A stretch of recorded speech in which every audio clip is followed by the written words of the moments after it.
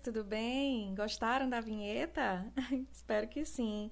Bom, então hoje, nossa primeira aula da semana e, como sempre, nós vamos começar com o nosso projeto de fluência. Vamos ver qual é o texto dessa semana? Olha só. Boa noite. Então, esse texto é um pouco infantil, né, gente? Mas nós temos que seguir o roteiro da CIMEC. Então, vamos lá. Eu vou fazer a leitura e vocês vão seguindo. Boa noite.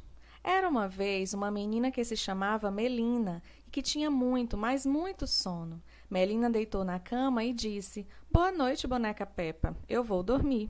Mas não dormiu, porque pensou: falta alguma coisa nesta cama. E foi correndo buscar o urso amarelo que estava jogado por aí. Boa noite, boneca Peppa. Boa noite, urso amarelo, disse Melina. Eu vou dormir. Mas não dormiu, porque pensou: falta alguma coisa nesta cama. E foi correndo buscar o palhaço magro que estava jogado por lá. Boa noite, boneca Peppa. Boa noite, urso amarelo. Boa noite, palhaço magro, disse Melina. Eu vou dormir. Como será que termina essa história? Graciela Montes. Bom, então, como eu já falei para vocês, vocês vão fazer a leitura diária desse texto, tá certo? E vão enviar um áudio para mim fazendo a leitura, observando sinais de pontuação, entonação e em quanto tempo vocês conseguem fazer essa leitura, ok? Vou colocar depois esse texto lá no nosso grupo. Muito bem, então vamos seguir. Bom, pessoal, nessa semana nós vamos iniciar as atividades, não é isso? Então, hoje eu vou fazer primeiro a correção da atividade que ficou na aula anterior e em seguida nós vamos fazer uma revisão, ok? Então, vocês tiveram um texto, uma crônica chamada Comunicação, que na verdade não houve comunicação alguma, né, naquela crônica. Um rapaz chega até uma loja para fazer uma compra, mas ele se esquece do nome do produto.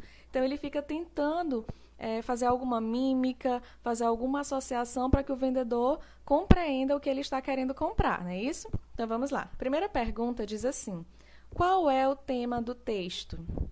Olha aí o nosso querido Luiz Fernando Veríssimo. Primeira questão, resposta. Uma comunicação falha entre um vendedor e um comprador. Segunda questão. Os personagens principais do texto são... Resposta, letra B. Quem são? O vendedor e o comprador, não é isso, gente? Vamos para a terceira questão. Acompanhem, tá, pessoal? É importante que vocês acompanhem essa correção com o caderno de vocês aí, tá? Então, vamos para a terceira. A história do texto é narrado por um... Resposta, letra B. Narrador observador, ou seja, ele apenas observou o fato e está contando a história. Ele não participa da história, portanto, ele não pode ser narrador personagem e ele também não conhece o que se passa na mente das personagens. Por isso, também não pode ser narrador onisciente. Quarta questão. A linguagem predominante no texto é... Resposta, letra C, informal. Nós vimos que uma das características da crônica é justamente essa linguagem informal, mais descontraída, tá bom? Quinta questão. Por que o homem tem dificuldades para comprar o objeto que deseja? Porque ele não se lembrava do nome do produto que desejava comprar. Isso já aconteceu com vocês? Comigo, sim. Vamos lá para a sexta. De que forma o vendedor tenta ajudar o comprador? O vendedor sugere que o comprador desenhe o que deseja comprar, né, para ver se o vendedor consegue entender do que ele está falando. Sétima questão. Por que o comprador não fez o que foi sugerido pelo vendedor? Porque ele alegou não saber desenhar. Oitava. Infelizmente, cavalheiro, a palavra destacada refere-se ao... Letra A. Refere-se ao comprador, né? O vendedor está chamando o comprador de cavalheiro. Nona questão, se o senhor diz cavalheiro, o travessão foi usado para quê, hein, gente? Fácil, né? Letra D, para uma fala. Está marcando a fala do vendedor. Décima questão, no trecho. Mas é isso, um alfinete de segurança. Os pontos de exclamação foram usados para indicar o quê? Letra A, entusiasmo, né? Finalmente, o comprador descobriu, lembrou do que ele estava tentando comprar, né? Então, ele ficou super entusiasmado. Vamos lá para a próxima.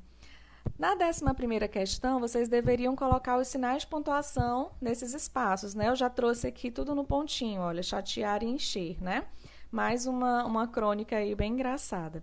Então, nós temos aqui, ó, primeiro, nós temos aqui o travessão, não é isso? Quando ele está marcando a fala de alguém, então eu utilizo um travessão. Depois, no final da mesma frase, eu coloco um ponto de interrogação porque ele estava fazendo uma pergunta. Em seguida, vem os dois pontos porque está indicando que alguém vai falar. Depois, nós temos novamente o ponto de interrogação porque indica uma pergunta, mas não é do número tal, né? Está fazendo uma pergunta. Em seguida, vem o travessão mais uma vez para marcar a fala de alguém, indica que alguém está falando. Depois, ponto de interrogação, porque se trata de uma pergunta. Aí nós temos um ponto de exclamação quando ele diz, escute uma coisa. O Valdemar não deixou pelo menos um recado? Então, utiliza aí o ponto de exclamação. É como se ele estivesse admirado, né? Expressa uma emoção. Em seguida, tem o ponto final, porque quando ele diz... O outro, desta vez, esquece a presença da datilógrafa e diz coisas impublicáveis. Ele concluiu um pensamento, terminou uma ideia. Então, ponto final. Em seguida, vem o ponto final novamente, quando ele diz, alô, quem fala? Quem fala aqui é o Valdemar. Ponto final, porque ele concluiu também uma ideia. Muito bem, terminaram, fizeram a correção direitinho. Ótimo, então vamos ver aqui o roteiro para a nossa avaliação, que acontecerá na quinta-feira, tá? Vamos ver aqui. No gênero textual, nós vamos estudar lenda e mito. Esse vai ser o nosso tema. Na parte de análise linguística, nós vamos ver elementos da narrativa, figuras de linguagem, substantivo, artigo e adjetivo. Parece muita coisa, mas quando vocês vão resolvendo isso numa atividade, vocês percebem que nem é tanta coisa assim, tá bom? Então, eu trouxe aqui pra gente uma revisão. Bora estudar! Trouxe uma revisão de conteúdo para que a gente fixe bem esse assunto e possa fazer a nossa prova com tudo. Vamos lá. Então, leia o texto a seguir. Lenda do Cabeça de Cuia. A lenda do Cabeça de Cuia trata-se da história de Crispim, um jovem garoto que morava às margens do rio Parnaíba e de família muito pobre.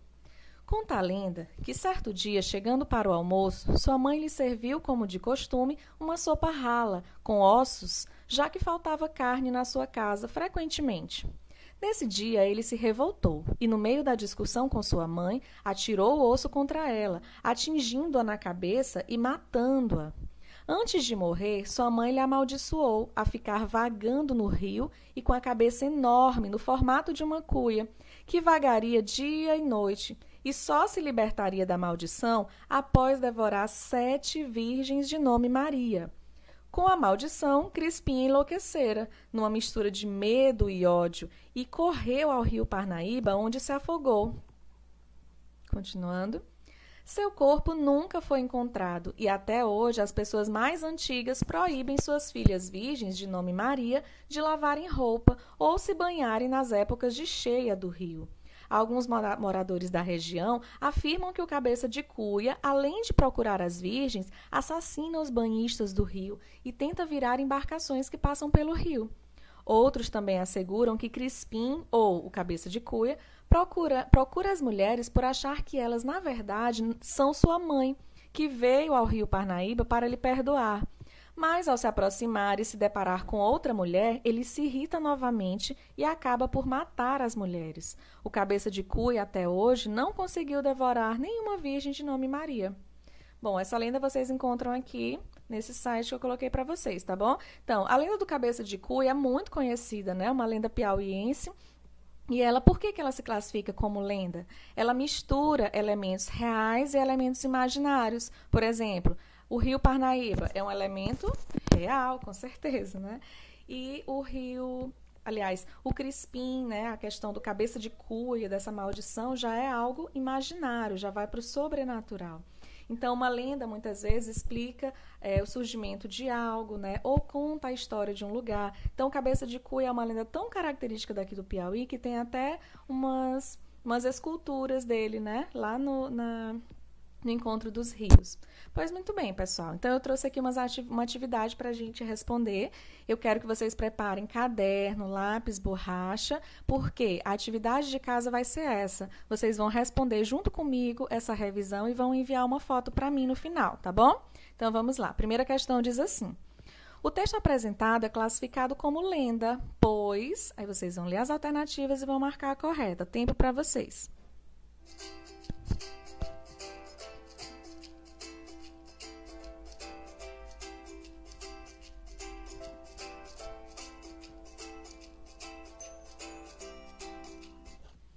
Então, já descobriram? Se estiver muito rápido, vocês podem dar um pause no vídeo, tá bom? Vamos lá, resposta. Resposta letra A. Trata-se de uma narrativa imaginária e possui elementos sobrenaturais. É justamente o que acontece com essa lenda, né, pessoal? Muito bem, parabéns para quem acertou. Então, vamos agora para a segunda questão. O conflito do texto está presente no seguinte trecho. Então, aqui nós estamos vendo os elementos da narrativa. Nós sabemos que os elementos da narrativa nós temos o quê? Situação inicial, conflito, clímax e desfecho. Então, o conflito desse texto está em qual desses trechos? Tempinho para vocês.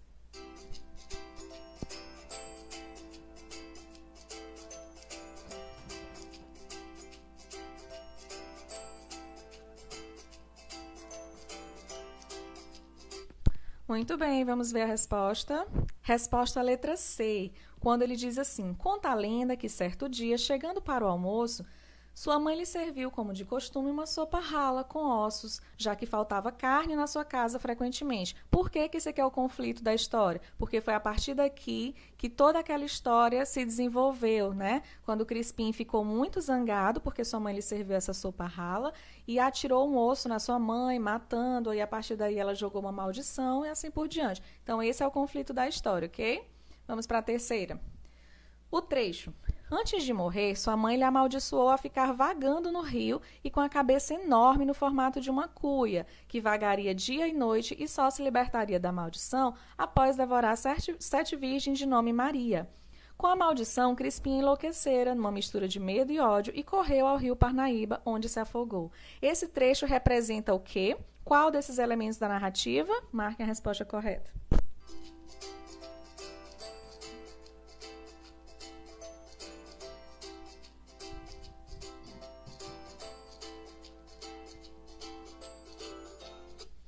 Muito bem, responderam. Vamos lá. Letra B, desfecho. Esse aí é o desfecho da história, né, gente? Como essa história terminou. Com essa maldição, ele ficou louco e correu para o rio Parnaíba, tá bom? Parabéns para quem acertou. Vamos lá, continuando. Quarta questão. O narrador do texto classifica-se como observador, personagem ou onisciente? Vamos lá.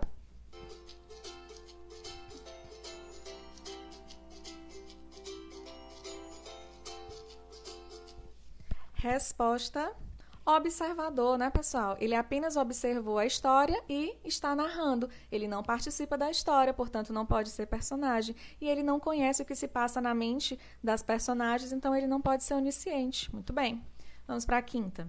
Se houvesse na lenda em estudo a seguinte frase: a mãe de Crispim, então, fez a passagem. A expressão destacada é uma figura de linguagem chamada... Lembram que nós estudamos as figuras de linguagem? Então, vamos lá, marquem a alternativa correta.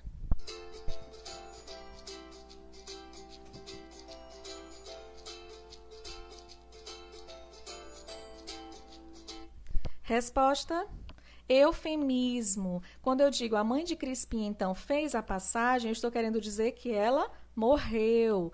Mas, para não dizer essa palavra sim, né? Porque pode causar sofrimento, a gente costuma suavizar. Então, ao invés de dizer morreu, falei, fez a passagem. E essa figura de linguagem nós chamamos de eufemismo. Vamos para a sexta. Releia o seguinte trecho. A lenda do Cabeça de Cuia trata-se da história de Crispim, um jovem garoto que morava nas margens do rio Parnaíba de família muito pobre.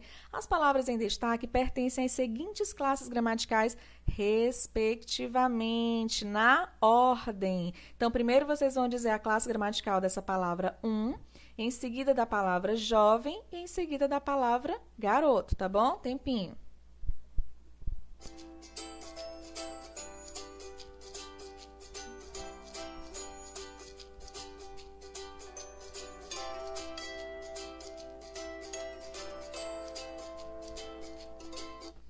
Muito bem, responderam. Se estiver rápido, dê um pause no vídeo. Então, vamos lá para a resposta.